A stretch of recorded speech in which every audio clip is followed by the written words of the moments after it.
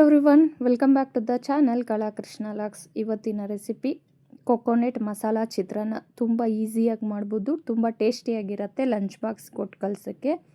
ಅದಕ್ಕೆ ಬೇಕಾಗುವ ಪದಾರ್ಥಗಳು: ಹಸಿ ಕೊಬ್ಬರಿ ಒಂದು ಅರ್ಧ ಹೋಳು, ಒಂದು ಅರ್ಧ ಇಂಚು ಶುಂಠಿ, ಒಂದು 4 ಹಸಿಮೆಣಸಿನ್ಕಾಯಿ, ಹುಣಸೆಹಣ್ಣು ಸ್ವಲ್ಪ, ಕರಿಬೇವು ಸೊಪ್ಪು ಸ್ವಲ್ಪ, ಕೊತ್ತಂಬರಿ ಸೊಪ್ಪು, ಉಪ್ಪು, ಅರಿಶಿಣ. ಈಗ ಮೊದಲಿಗೆ ಇದನ್ನೆಲ್ಲ ರುಬ್ಕೊಂಬಿಡೋಣ. ಇದಕ್ಕೆ ಏನು ಕಟ್ ಮಾಡೋದಿರಲ್ಲ, ನಮಗೆ ಬೇಗ ಕ್ವಿಕ್ಕಾಗಿ ಮಾಡ್ಬೋದು. ಎಲ್ಲ ಮಿಕ್ಸಿ ಮಾಡ್ಕೊಂಬಿಟ್ಟು ನೋಡಿ, ನೀರು ಹಾಕ್ದಿರ ಪೇಸ್ಟ್ ಮಾಡ್ಕೊಳ್ಳಿ. ಬೇಕಾದರೆ ಒಂದು ಸ್ವಲ್ಪ ನೀರು ಸೇರಿಸ್ಕೊಳ್ಳಿ ಸಾಕು. ಈಗ ಇನ್ನೊಂದು ಕಡೆ ಬಾಣಲಿಗೆ ಇಟ್ಕೊಂಡು ಅದಕ್ಕೆ ಎಣ್ಣೆ ಬಿಸಿ ಆದಮೇಲೆ ಕಡಲೆ ಬೀಜ ಸೇರಿಸ್ಕೊಂಡು ಇದನ್ನು ಒಂದು ಅರ್ಧ ಫ್ರೈ ಮಾಡ್ಕೊಳ್ಳೋಣ.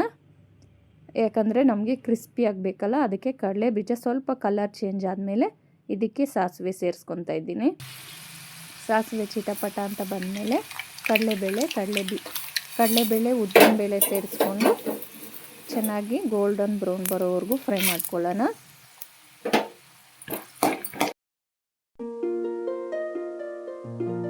ನೋಡಿ, ಇದು ಸ್ವಲ್ಪ ಕಲರ್ ಚೇಂಜ್ ಆದಮೇಲೆ ಇದಕ್ಕೆ ನಾವು ಅರಿಶಿನ ಒಂದು ಅರ್ಧ ಟೇಬಲ್ ಸ್ಪೂನ್ ಅರಿಶಿನ ಸೇರಿಸ್ಕೊಂಡು ಎಣ್ಣೆಯಲ್ಲೇ ಒಂದು ಸೆಕೆಂಡ್ ಫ್ರೈ ಮಾಡೋಣ. ಅರಿಶಿನ ಆದಮೇಲೆ ಒಂದು ಸೆಕೆಂಡ್ ಫ್ರೈ ಮಾಡಿಕೊಂಡು ಈಗ ರುಬ್ಕೊಂಡಿರೋ ಕೊಬ್ಬರಿ ಪೇಸ್ಟ್ ಸೇರಿಸ್ಕೊಳ್ಳೋಣ. ಇದಕ್ಕೆ ನಾವೇನು ಕಟ್ ಮಾಡಿ ಸೇರಿಸಿಲ್ಲ. ಇದಕ್ಕೆ ಮಕ್ಕಳು ಕರಿಬೇವು ಸೊಪ್ಪು ಮಾಮೂಲಾಗಿ ಹಾಕಿದ್ರೆ ತೆಗೆದಿಟ್ಬಿಡ್ತಾರೆ. ಈ ಥರ ಒಂದ್ಸಿ ಟ್ರೈ ಮಾಡಿ ನೋಡಿ. ಕರಿಬೇವು ಸೊಪ್ಪು ತಿಂದರೆ ಕಣ್ಣಿಗೆ, ಹೇರ್ಗೆ ಎಲ್ಲ ತುಂಬ ಒಳ್ಳೆಯದು. ಕ್ವಿಕ್ಕಾಗಿ ಆಗಿಬಿಡುತ್ತೆ ಈ ಥರ ಮಾಡಿದ್ರೆ. ನೋಡಿ, ರುಬ್ಬಿರೋ ಪೇಸ್ಟ್ ಎಲ್ಲ ಸೇರಿಸ್ಕೊಂಡು ಎಣ್ಣೆಯಲ್ಲೇ ಸ್ಲಿಮ್ಮಲ್ಲಿ ಇಟ್ಕೊಂಡಿದ್ದೀನಿ ಫ್ಲೇಮು. ಚೆನ್ನಾಗಿ ಫ್ರೈ ಮಾಡಿಕೊಂಡು ಇದಕ್ಕೆ ಒಂದು ಅರ್ಧ ಟೀಸ್ಪೂನ್ ಉಪ್ಪು ಸೇರಿಸ್ಕೊಂಡು ಮಿಕ್ಸ್ ಮಾಡ್ಕೊತ ಫ್ರೈ ಮಾಡ್ಕೊಳ್ಳೋಣ.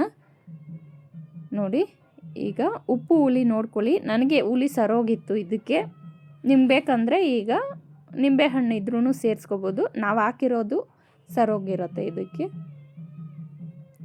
ಈಗ ನೋಡಿ, ಇದನ್ನು ಫ್ರೈ ಮಾಡ್ಕೊಳ್ತಾ ಇದ್ದೀನಿ. ಸ್ಲಿಮ್ಮಲ್ಲಿ ಇಟ್ಟು ಒಂದು 5 ಸೆಕೆಂಡ್ ಮುಚ್ಚಳ ಮುಚ್ಚಿ ಚೆನ್ನಾಗಿ ಫ್ರೈ ಮಾಡ್ಕೊಳ್ಳೋಣ. ಯಾಕಂದರೆ ನಾವು ಶುಂಠಿ, ಹಸಿಮೆಣಸಿನ್ಕಾಯಿ ಎಲ್ಲ ರುಬ್ಕೊಂಡಿದ್ದೀವಲ್ಲ, ಅದು ಹಸಿ ವಾಸನೆ ಎಲ್ಲ ಹೋಗಬೇಕು.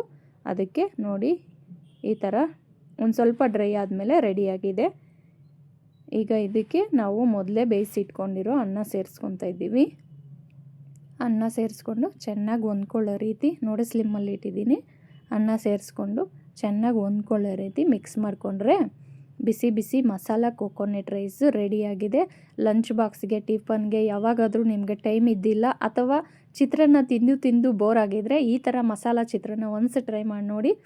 ತುಂಬ ಟೇಸ್ಟಿಯಾಗಿರುತ್ತೆ, ಡಿಫ್ರೆಂಟ್ ಆಗಿರುತ್ತೆ, ಫ್ಲೇವರ್ಫುಲ್ ಆಗಿರುತ್ತೆ. ಇದಕ್ಕೆ ಈ ರೈಸ್ ಕಾಂಬಿನೇಷನು ಚಟ್ನಿ ಅಥವಾ ಏನಾದರೂ ಮಸಾಲೆ ಸಾಂಬಾರು ಏನಾದರೂ ಇದ್ದರೆ ಸರ್ವ್ ಮಾಡಿದ್ರೆ ತುಂಬ ಚೆನ್ನಾಗಿರುತ್ತೆ. ಹಾಗೆ ಕೂಡ ತಿನ್ಬೋದು, ಚೆನ್ನಾಗಿರುತ್ತೆ. ಒಂದ್ಸಲ ಟ್ರೈ ಮಾಡಿ. ನಿಮಗೆ ಈ ವಿಡಿಯೋ ಹೇಗೆ ಅನ್ನಿಸ್ತು ಅಂತ ಕಾಮೆಂಟ್ ಮಾಡಿ ತಿಳಿಸಿ.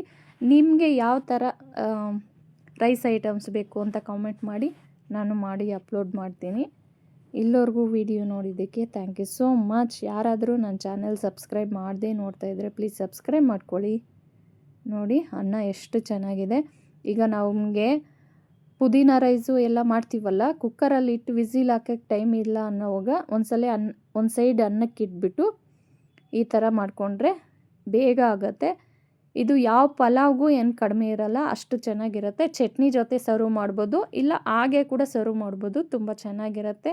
ಇಲ್ಲವರೆಗೂ ವಿಡಿಯೋ ನೋಡಿದ್ದಕ್ಕೆ ಥ್ಯಾಂಕ್ ಯು ಸೋ ಮಚ್.